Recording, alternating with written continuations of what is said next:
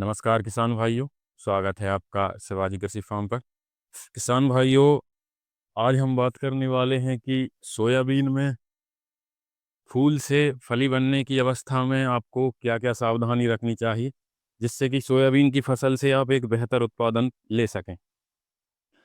तो जब भी सोयाबीन फूल से फली बनने की अवस्था में होती है, पौधे की पूरी एनर्जी है वो फूल को फली में कन्वर्ट करने में लग जाती है, जिससे हमारी फसल की जो प्रतिरोध क्षमता है, वो कम हो जाती है। तो इस समय पर आपको फसल में कुछ ऐसी सावधानी रखनी चाहिए जिससे कि इसमें हमको कोई भी नुकसान ना हो।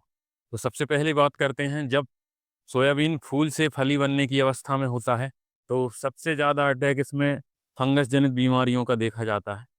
तो इस समय पर आप जब भी आपकी जो सोयाबीन की फसल है, वो आखिरी स्टेज में आ जाए, तो फूल से फली बनने की अवस्था में आपको एक स्प्रे लेना है, जिसमें सबसे पहले आपको एक अच्छा फंगिसाइड लेना है। अगर आपके सोयाबीन में कोई भी समस्या नहीं है, तो आप प्राइक्सर फंगिसाइड ले सकते हैं। और इसके अलावा अगर फंगस जनित आपको समस्या दिखाई दे रही है जिसमें प्राइक्सर अनुशंसित नहीं है, तो उसके अलावा आप जो दूसरे फंगिसाइड आते हैं जैसे कि एजोक्सिस्ट्रो टेबुकोनाजोल, एजोक्सिस्ट्रोबिन प्लस डाइफेनकोनाजोल, या कोई भी सस्ते जो साफ फंगिसाइड आता है, या टेबुकोनाजोल प्लस सल्फर, इस प्रकार के फंगिसाइड का आप चयन कर सकते हैं। आपके फसल में जो भी फंगस जनित रोग आपको दिखाई दे रहा है, उसके हिसाब से आप एक अच्छे फंगिसाइड का इस्तेमाल करिए, जिससे कि पौधे में किसी भी प्रकार का फंगल इन्फेक्शन ना हो सके। दूसरी बात, इसी समय पर आपको आपकी फसल में जो सभी प्रकार की इल्लियाँ हैं, उनका अटैक प्रारंभ हो जाता है। तो इस समय पर आप एक अच्छा कीटनाशक लीजिए जो कि सभी प्रकार की इल्ली को कंट्रोल कर सके, जिससे आपकी फूल और फलियाँ जो इल्ली हैं वो डैमेज ना कर सकें।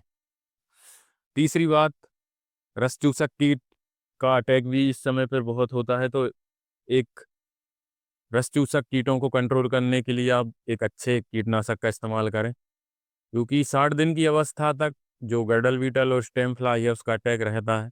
तो आप अलीका और सोलोमन जो कीटनाशक होते हैं उनको बदल बदल कर प्रयोग करें। अगर आपने पहले अलीका का प्रयोग कर लिया है, तो इस समय पर आप सोलोमन ले सकते हैं। और इल्लियों के लिए आप कोराजन ले सकते हैं, या जो फ्लूमेंडामाइड है वो ले सकते हैं, स्पाइनोटेरम ले सकते हैं, जो सभी प्रकार की इल्लियों को आपकी फसल में नियंत्रित कर देगा और एक सिस्टेमिक कीटनाशक के रूप में कार्य करेगा।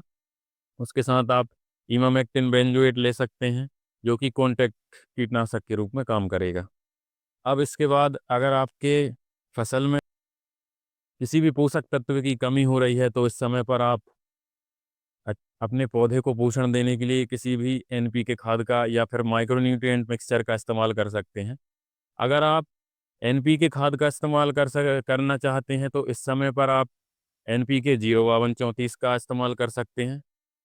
और इसके अलावा माइक्रोन्यूट्रिएंट मिक्सचर का इस्तेमाल कर सकते हैं, या फिर एक टाटा का प्रोडक्ट आता है जिसमें कि टाटा का एक्वाफर्ट फोलियर पल्सो के नाम से प्रोडक्ट आता है, जो कि सोयाबीन में फूल से फली बनने की अवस्था में रिकमेंडेड है।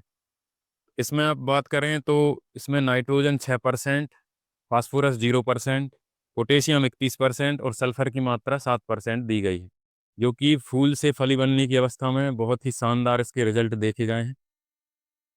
तो आप इनका इस्तेमाल कर सकते हैं। फूल से फली बनने की अवस्था में नमी की हमारी फसल को नमी की बहुत आवश्यकता होती है। तो अगर आपके फसल में नमी की कमी दिखाई दे रही है, अधिक पानी से जल भराव की स्थिति है, तो दोनों स्थितियों से निपटने के लिए आप अपने खेत में पानी को भरा ना रहने दें। और अगर नमी की कमी हो रही है, दरारें आपके खेत में फट रही हैं, तो जो भी आपके पास सिंचाई की व्यवस्था है, आप अपने सोयाबीन की सिंचाई करें, क्योंकि इस समय पर बहुत अधिक नमी की आवश्यकता सोयाबीन की फसल को होती है। वैसे तो इस वर्ष बारिश लगातार अच्छी बारिश हो रही है, जिससे कहीं-कहीं तो सोयाबीन की फसल में बहुत नुकसान हुआ है। और अभी कुछ दिन से जो बारिश हो रही है, लगातार गैप देकर धूप भी सोयाबीन को मिल रही है, और लगातार 5 से 6 दिन में अच्छी बारिश भी हो रही है। तो सोयाबीन अच्छे तरीके से ग्रोथ कर रहे हैं, नमी की कोई समस्या नहीं है। लेकिन कहीं-कहीं क्षेत्रों में जो है बारिश की बहुत कमी देखी जा रही है। इंदौर क्षेत्र में बहुत कम बारिश इस साल हुई है, तो जहाँ पर भी नमी की कमी अगर हो रही है, तो आप अपने फसल में सिंचाई करें।